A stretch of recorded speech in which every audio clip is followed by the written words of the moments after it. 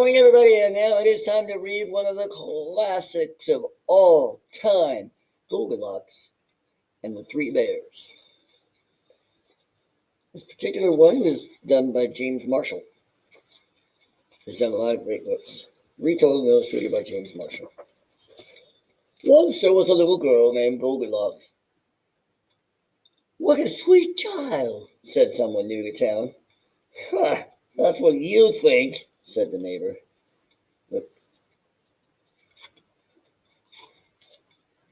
One morning, Goldilocks' mother sent her to buy some muffins in the next village.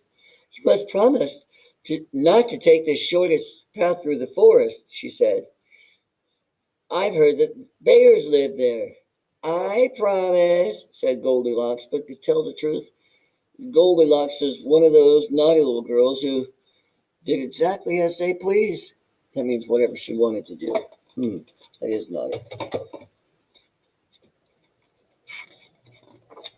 Meanwhile, in a clearing deeper inside the forest, in a charming house all their own, a family of brown bears was sitting down to breakfast.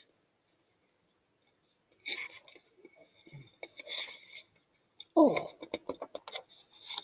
Patilly, cried big old Papa Bear. This porridge is scalding.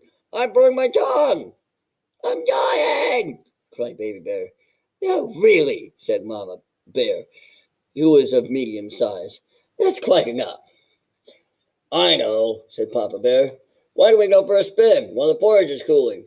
Excellent, said Mama Bear. So they got in the rusty old bicycle, and off they went. Bears on bikes, how about that? A few minutes later, Goldilocks arrived at the bear's house. She walked right in, without even bothering to knock. On the dining room table were 3 inviting bowls of porridge. I don't mind if I do, said Goldilocks, helping herself to the biggest bowl. Wow, kind of rude, people. But the porridge in the biggest bowl was much too hot. Patilly, cried Goldilocks, and she spit it out. Next, she tasted the porridge in a medium-sized bowl, but that porridge was much too cold. Then Goldilocks tasted the porridge in the little bowl, and it was just right, neither too hot nor too cold. In fact, she liked it so much that she gobbled it all up.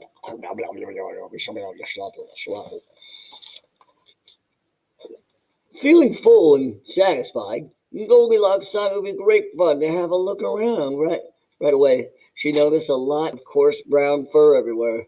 Oh, they must have kittens. In the parlor, there were 3 chairs. I don't mind if I do, she said, climbing into the biggest one. But the biggest chair was much too hard, and she just couldn't get comfortable. Bless our happy home. Next, she sat in a medium-sized chair, but that chair was much too soft, and she thought she might never even get out of it. Then Goldilocks sat in a little chair, and that was just right. Neither too hard nor too soft. In fact, she liked it so much that she rocked and rocked and rocked until the chair completely fell to pieces. Oh, man. Wow. She broke the kid's stuff.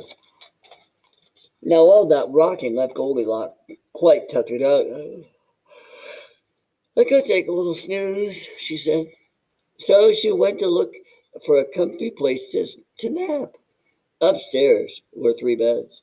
I don't mind if I do, said Goldilocks. And she got into the biggest one.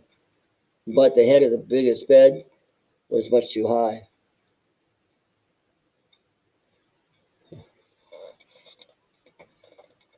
Next, she tried the medium-sized bed.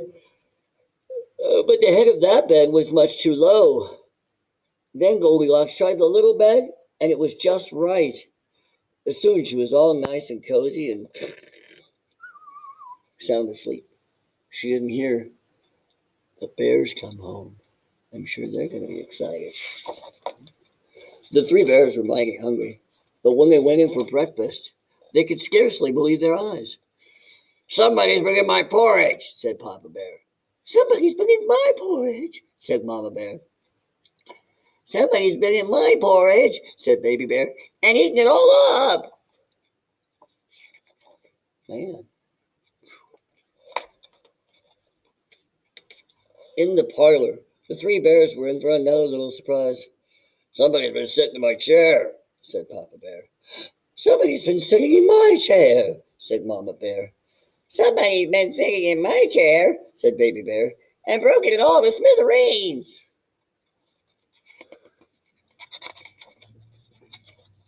The three bears went upstairs on tiptoe, not knowing what they would discover. At first, everything seemed fine, but then Papa Bear lay down on his big brass bed. Somebody's been lying in my bed, he cried, and he was not amused. Seems like he was kind of mad. Oh, look at that face. That one angry Papa Bear. You guys, cried Mama Bear. Somebody has been lying on my bed. Cried, look, cried Baby Bear. Somebody has been lying in my bed and she's still there.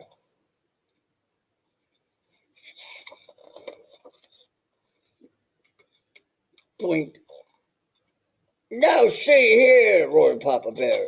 Goldilocks woke up with a start, huh? And her eyes popped out of her head.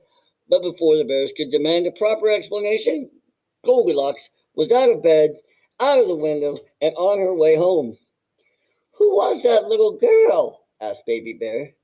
I have no idea, said Mama Bear, but I hope we never see her again. And they never did. All the way home. Well, I hope Goldilocks learned her lesson, but somehow I doubt it.